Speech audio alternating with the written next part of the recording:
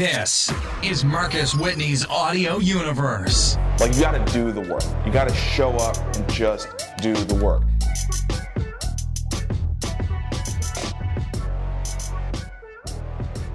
Happy Juneteenth. Happy Friday. Welcome to another episode of Marcus Whitney Live. Really excited about today's episode. I got my brother, a dude who I'm just in awe of all that he gets done. I had to call him like last week or 2 weeks ago and just be like, man, you okay? Because you do a lot of stuff, man. You're doing a lot, and it's a heavy time. But this cat has broad shoulders, man. He has real purpose in his life, and those of us in Nashville are so lucky to have him. Talking about my brother, Lonnell Matthews. Lonnell, what's up, man?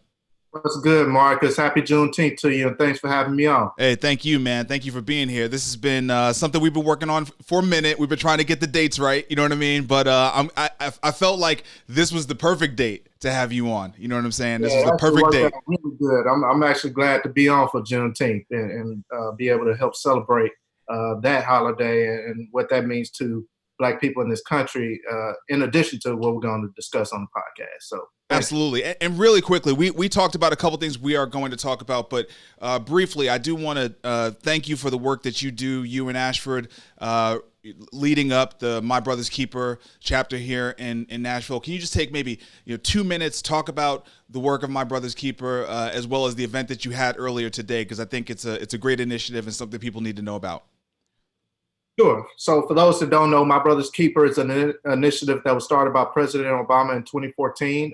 It was started as a response to the killing of Trayvon Martin, and it was a challenge to cities across the nation to build better infrastructure for achievement for boys and young men of color. And so Nashville is one of 250 cities that has accepted that challenge from the former president, and we are working to build that infrastructure here locally. Based on 3 milestones. We want to make sure that every boy and young man of color are reading at grade level by 3rd grade. We want to make sure that they're graduating high school ready for college and career. And we want to make sure that if they happen to stray off on the wrong path, that there are second chance opportunities available to them to help put them back on the right path. And so we are working with various community partners. We're building an alliance of nonprofits, for-profits, government agencies, all to build that infrastructure to help support closing that achievement gap for boys and young men of color. And this morning, we happened to have a virtual Juneteenth event called Fatherhood Friday. And we usually do this in schools. It's a live reading circle event that we do in schools. Brother Michael Pratt, who's the assistant principal at East High School, it was his brainchild. He's been cultivating it, and he was gracious enough to partner with us to host it virtually this morning on Juneteenth, and it went off very well. We read the book, collectively read the book, Let the Children March, and were able to have breakout discussions about the book and come back together, do some affirmations, and really celebrate Juneteenth and kick it off Father's Day weekend as well, and be able to tie it all in together. Man, that's amazing. That's amazing. So let's jump into everything that you're doing around relationships and your podcast. You're All I Need. It's a great podcast. You know what I'm saying? We've been on this journey of trying to figure out how to do podcasts together here for the last couple of months. So just talk about what you and your wife are doing on your podcast journey. Sure. So it's a labor of love. You're All I Need is one of my first podcast ventures. I'm jumping out and really we do our official launch next week because our anniversary is on next Tuesday on the 23rd of June. Oh, man. Happy anniversary in advance, man. Thank you for that. We did a soft launch a month ago, and the podcast, me and my wife, Jahar, we co-host together. And it's really about helping to promote healthy relationships. And that could be relationships with marriage, just romantic relationships of dating. It could be relationships between friends and relationships with other family members, your brother, your sister, your parents. We really want to address relationship from a cultural aspect and be able to give that diverse perspective of how different people view relationships, how they value relationships, and how they could build on relationships to help impact other areas of their life in a positive way. And so we do the official launch. We actually have half of the first season recorded, so we're ready to to hit the ground running.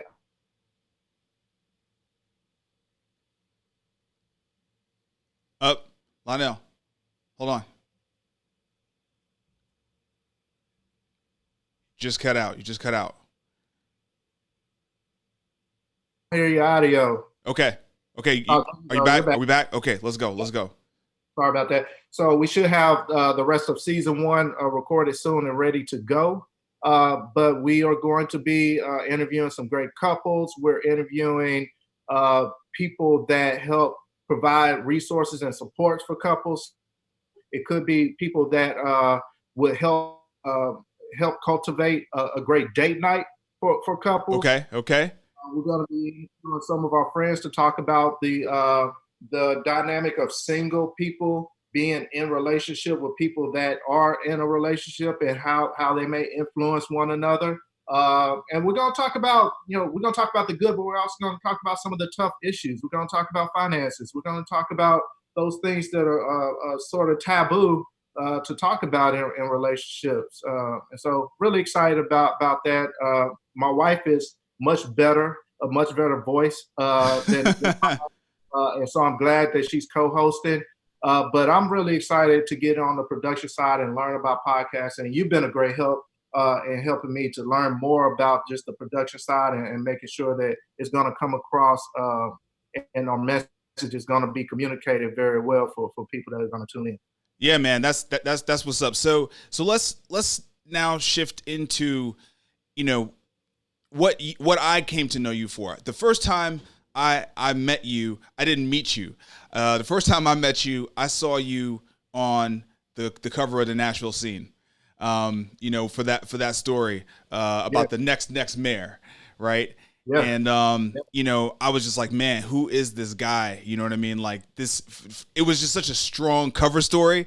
It was so exciting, and from that point, man, I felt like I've seen you maybe, every single week. You know what I'm saying? You've just been in the public eye, making moves. And so talk a little bit about your journey into government, because you have a unique journey that has now touched the 3 different branches. So, I definitely have a unique journey. But first about that cover. So that cover, I call it the gift and the curse. When that cover came out, I was running for council at large. It was 2015. It was my 3rd political race that I was involved in, and I happened to lose that race. And so it was a growing opportunity for me. I got to learn some things, but it was a humbling moment for me too, to have people talking about you're on this trajectory to possibly be mayor of a major city in America one day. Was pretty exciting at the time, but I didn't really ask for the title of that article to be titled the way it was. And I was as surprised as everyone else when I saw it. The writer of the article, Stephen Hill, I think very highly of him, and he told me it was coming out, but he kept the title secret.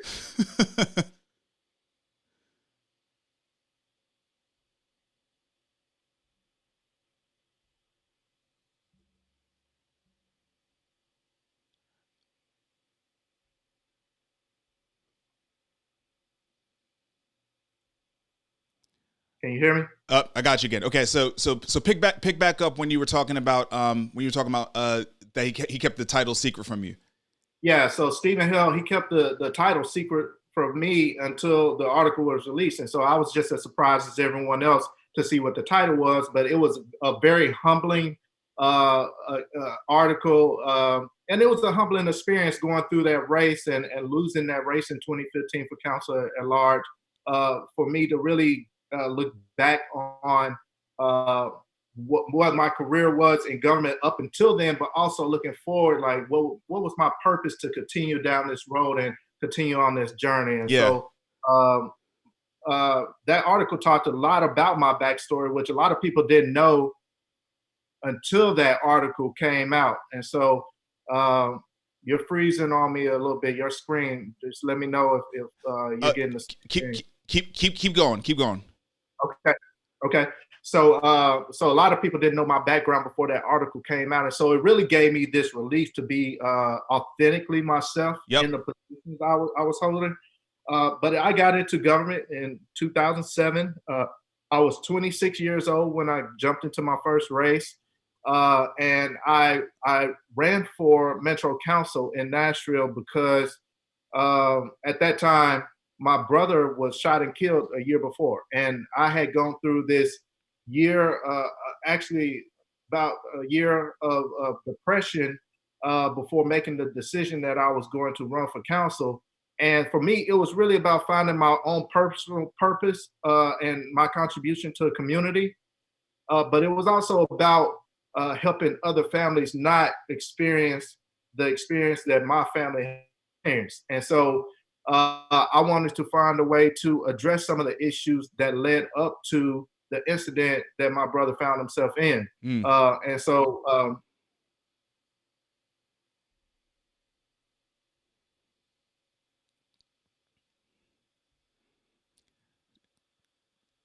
Can you hear me? Yeah.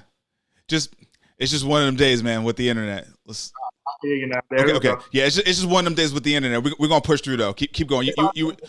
Yeah. So I jumped into the race in 2007. Didn't think I had a chance of winning. The incumbent was term limited. There were 5 of us. Ended up putting a good team together and won that race. And hit the ground running as soon as the community put that faith and confidence in my ability to represent and lead them. And won re-election to that District 1 council seat in 2015. No, it was 2011 was when I won re-election to that District 1 council seat. And then 2015, like I told you, was unsuccessful in running for council at large, but got the opportunity to transition from a Metro Council legislative seat to working in the mayor's office under Mayor Megan Barry as her director of neighborhoods and community engagement. And in that role, I was her criminal justice policy advisor. That was one of my primary responsibilities, but also got to work on a variety of issues because a lot of issues from economics to health to public works issues, everything impacted neighborhoods. And so I was able to dibble and dabble in a lot of the resolution to several different issues that we were facing at the time in Nashville. And it gave me a broad perspective of the needs of this community and this city. But it also gave me the ability, and I do thank Megan Barry for this. She really gave me and empowered me to be a decision maker within her office and to really push the limit and to be innovative in my thought. And so that really empowered me to think about government different, to think about what was possible, to think about how we could really change our community in a very substantial, significant way. And so after 2.5 years of working in the mayor's office, I decided, I heard that the juvenile court clerk at the time, David Smith, was going to retire.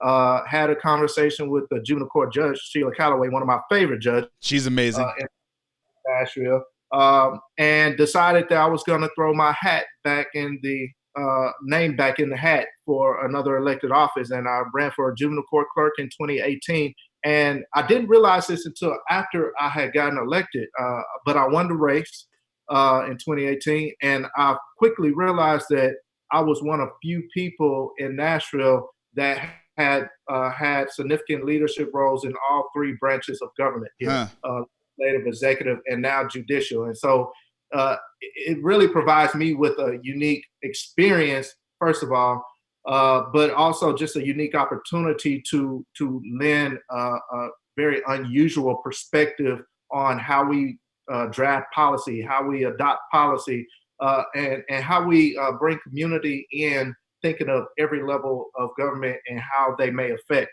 those decisions that we make. And so I'm thankful for the opportunity, thankful for the confidence that the people of Nashville have put in me to lead and represent them in this community. Now, all of that has put you in a very interesting position. When you combine that you've been in each branch here in Nashville, right?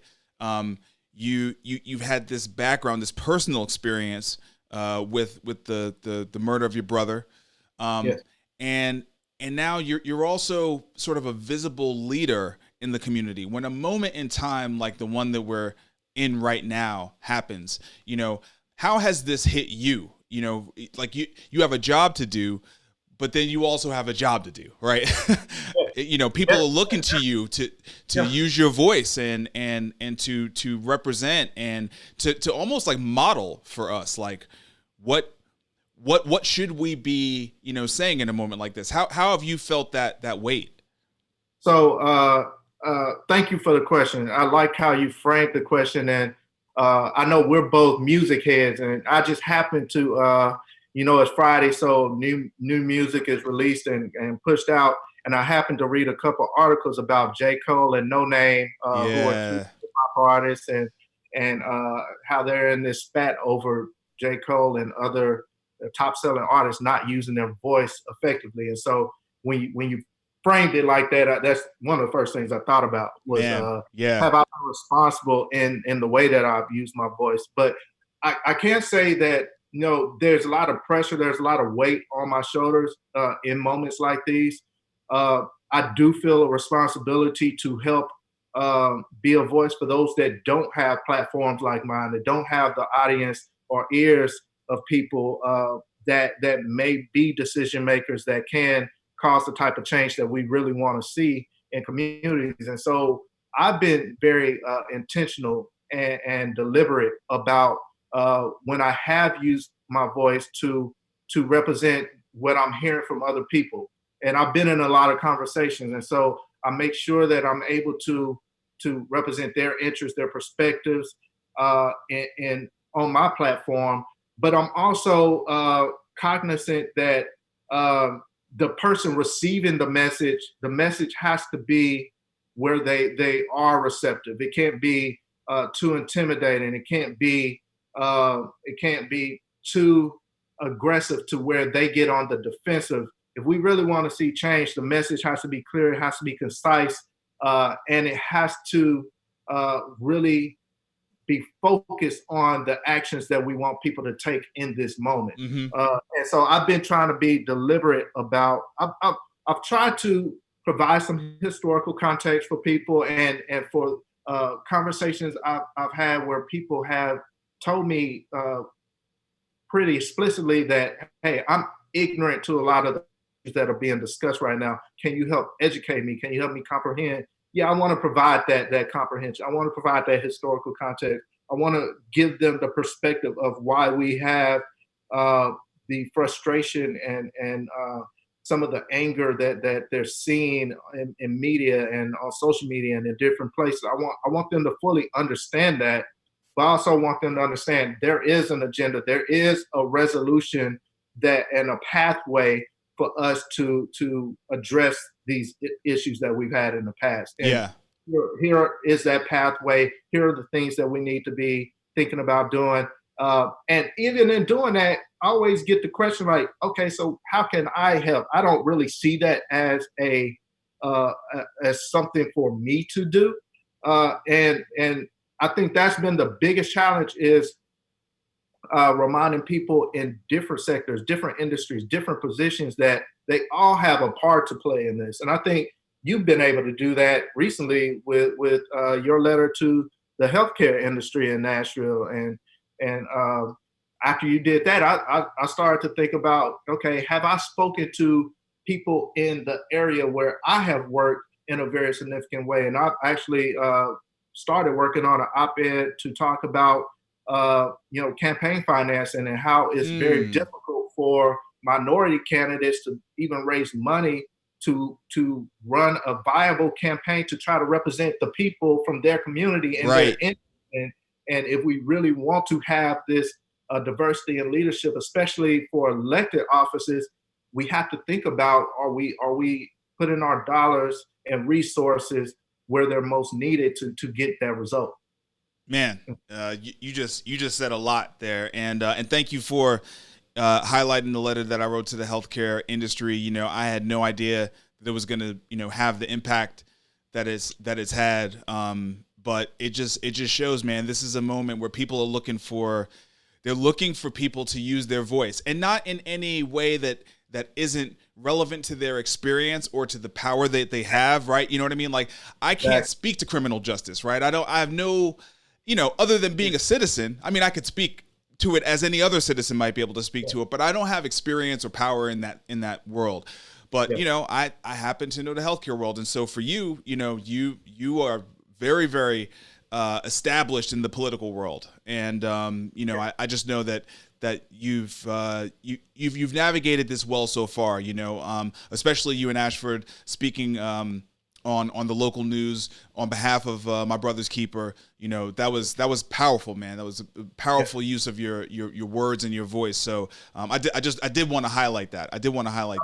Thank you, and I can tell you, being honest and blunt, like, I've been frustrated. I've been angry myself, and I've had to channel that in a positive way, because not only am I thinking about myself and the people I'm communicating to, but I'm also thinking about how I'm role modeling my emotions and my actions for my children, and they're watching very closely everything that's happening. And they're at a very young, impressionable age. They're 3 and 5, and so I want them to be able to look at how I'm responding, how I'm trying to lead, and have that example that it can be done in an effective, positive way without letting your emotions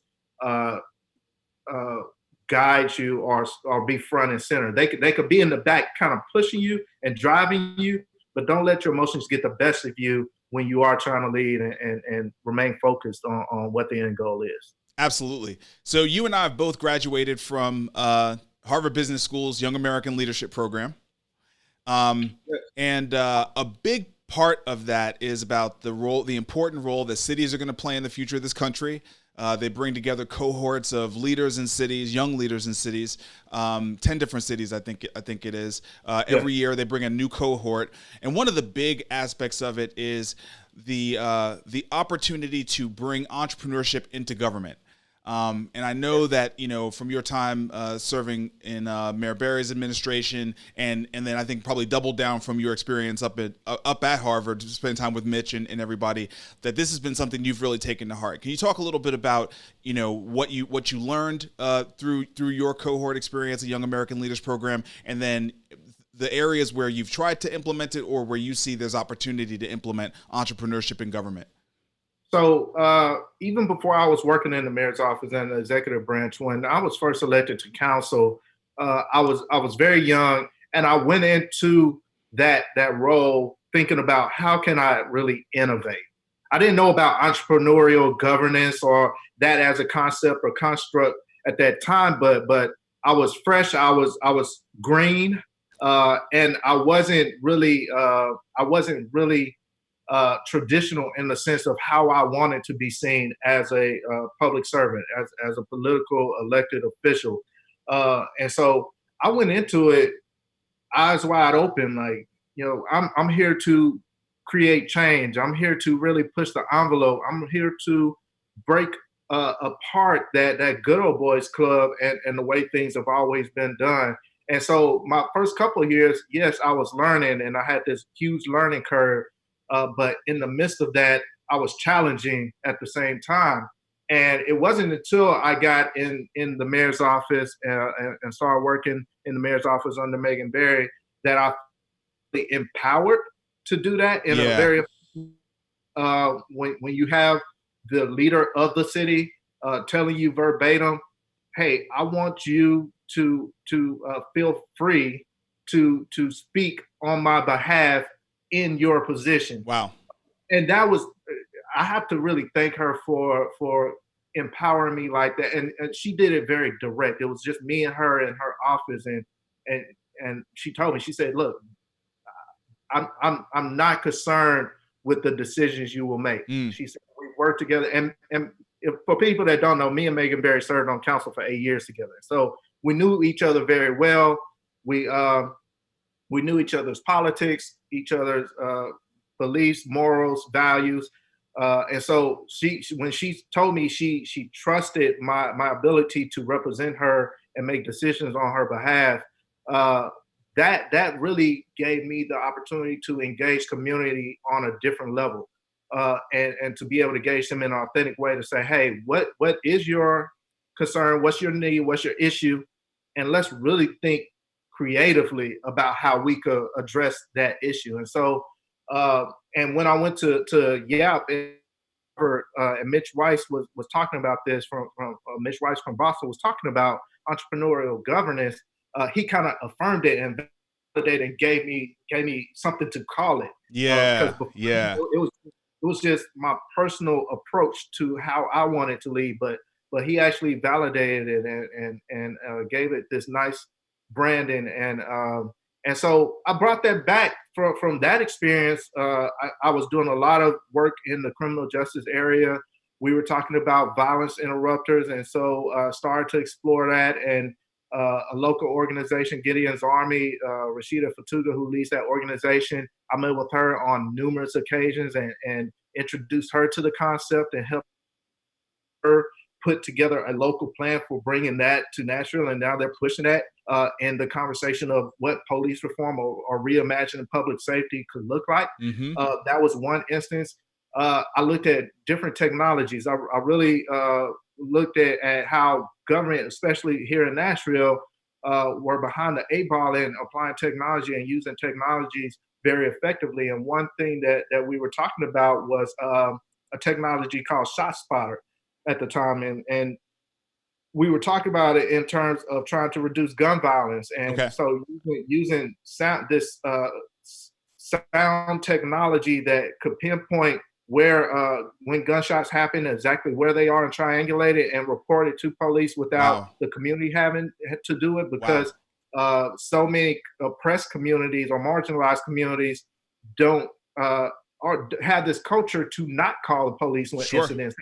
And they go unreported, unresponded to, and end up becoming worse situations because we don't have the awareness that these things have happened. So those type of things, being able to bring those type of technology support, resources, or ideas to government has really benefited me and really defined the way that I want to lead going forward. And I'm even trying to do that in the courts now, working with Judge Calloway, thinking about restorative justice and really trying to change it from a foundational level of, we're not going to have the philosophy of crime and punishment. You do a crime, you go to court, you get this time, and we'll be done with it. We hope that you get rehabilitated. We're going to approach it with a different philosophy of what harm caused the crime to happen in the first place. Yes. Harm was done by the crime, and how can we restore all of that harm that was done? Yes. Collectively as a community. And so having this entrepreneurial mind in government, I think has given me a unique position within the community and relationship with community and those that I'm able to work with in the community, because I'm open-minded to all ideas, all innovations, all creativity, and I'm willing to figure out a way to make it work. If policy stands in the way, let's change the policy. Yeah. And I know the process is to be able to walk people through how we make that happen. If resources stand in the way, let's figure out a funding source to make sure that we could put the resources into this creative idea and push it forward. And Megan Berry had a unique process called public investment plans, where she actually encouraged departments to think innovatively about some of the issues that they were trying to address within the community. And so we have to continue that sort of thought of collaboration, of government not trying to solve these issues by themselves, because they're not just a government problem, they're citywide, they're community problems.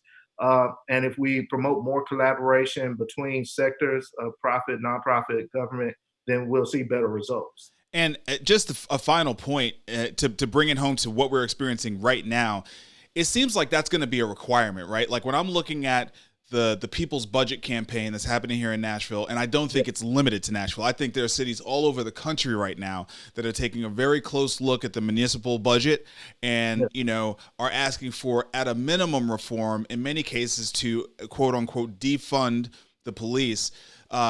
When you start looking at where resources are going and you're saying, we want to move resources from policing to things that could maybe, improve the quality of life or fix some of these issues at the root of them, that's going to require entrepreneurship, because that is change. You can't just take money from here, put it over there, and expect magic to happen. You're going to have to build new systems, right? And you're right. These are going to have to be built in collaboration with the community. This is not going to be something that can just be an easy shift of dollars. It's not just a budgetary thing. There's new systems that have to be imagined.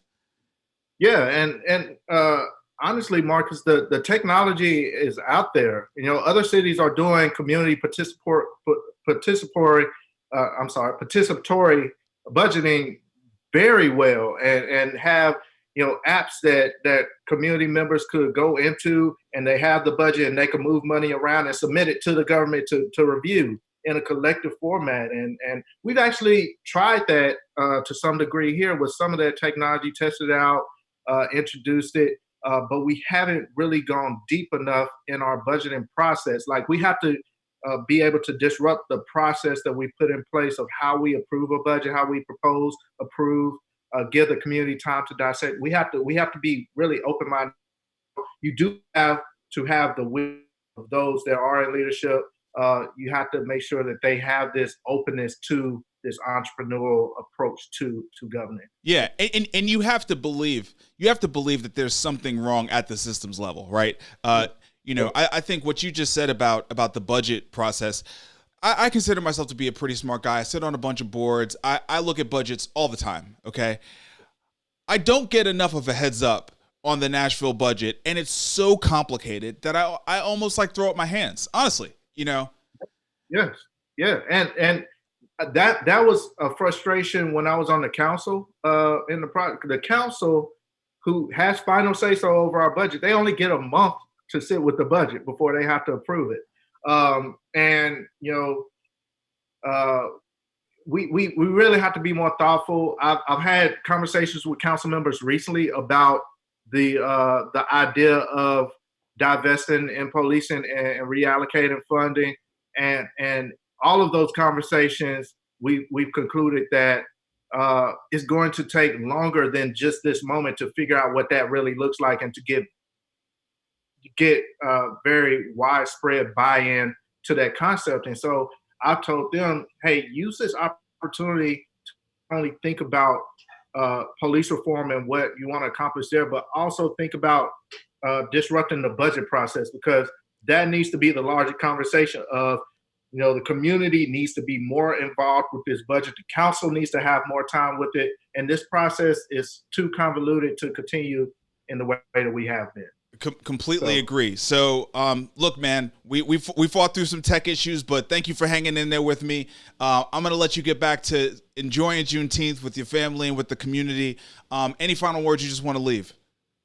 Yeah, I want to just thank you for the opportunity. First of all, thank you for the chance to come on the podcast. I love what you're doing. I know your book is coming out soon. Yes. So looking forward to that. Yes. And getting my copy, autographed, signed copy. You will get an autographed, signed copy.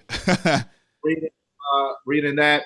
But I just want to encourage the community to stay focused, stay involved, stay aware of what's happening in our communities locally, but also what's happening nationwide.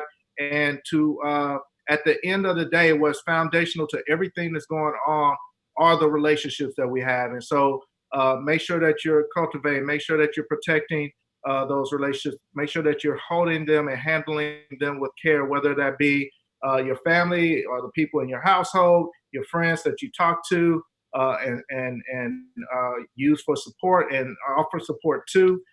Or it could be those working relationships. All of those relationships are important, and where we spend our time and energy and try to influence within those circles ultimately will define the type of community and society we want to be.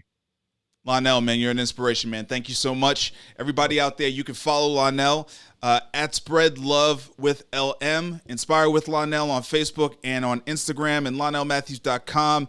The podcast, You're All I Need. Check it out right now. Everywhere that you get your podcast, you got to check it out. It's a fantastic listen, partially because of Lonnell, but his beautiful wife, Johari, is really the star of the show. I think we all know that.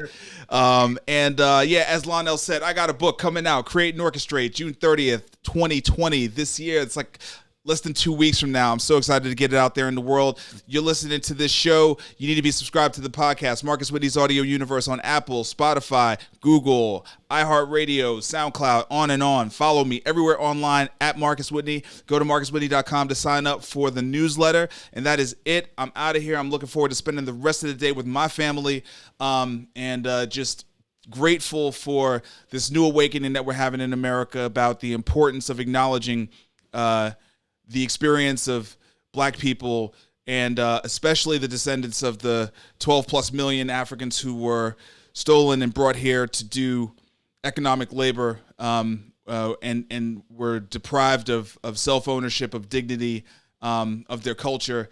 And it is a big, big debt that we have to resolve in this country. But I believe that we can do it. I see so much hope, especially from young people. And so everybody just continue to lean into your community, lean into the uncomfortable feelings, lean into educating yourself. You know, this is not about feeling a sense of shame. This is about feeling a sense of pride for your willingness to make the world a better place. So with that, we're going to build a new normal. Y'all have a great weekend, and I will see you again next time. Peace. Thank you for tuning in to Marcus Whitney's